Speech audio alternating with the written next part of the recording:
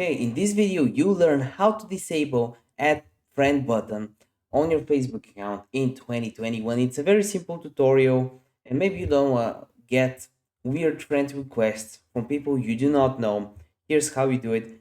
It's pretty much the same thing on both an iPhone and an Android device. You click on the bottom right corner, the three dashes on your Facebook app. On Android, it might be on the top. You click here, this button right here at the bottom. You go down, go on settings, this um, option right here. You go over to security, and then after that, it's privacy. In the privacy tab, you have an option called privacy settings. You want to make sure you click on it, and there you have a bunch of options. You want to go all the way down below, and there you can read about how other people can find about your channel or your Facebook account. Who can send you friend requests? You want to switch it to friends of friends, and you'll be all good. If this video helped you out, give it a like. See you in the next video.